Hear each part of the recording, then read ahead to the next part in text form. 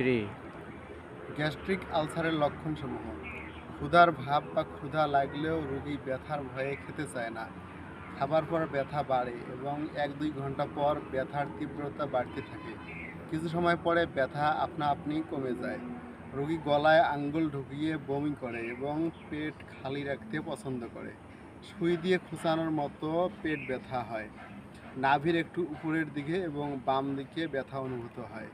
কখনো কখনো এই ব্যথা পিঠের দিকে যেতে পারে এবং ভেঁকুর ওঠে। ব্যথা বৃদ্ধির সাথে বমিও বেড়ে যায়। অম্লপিত্ত ও অভুক্ত খাদ্যদ্রব্য বের হয়ে আসে। বুক জ্বালা করে এবং দাঁত ও মুখে টক ভাব থাকে। খাওয়ার সোডা খেলে ব্যথা কিছুটা কমে। রোগীর নিদ্রা হয় না এবং দিনে দিনে রোগী দুর্বল ও পুষ্টিহীনতার শিকার হয়। অতিরিক্ত ব্যথায় বা নাড়ি ছিদ্র হলে রক্ত বমি ও রক্তমল বের হয়ে রোগীর রক্তশূন্যতার সৃষ্টি হয়। রোগীর মলে মিউকাস এবং তীব্র অম্লযুক্ত গন্ধ হয়।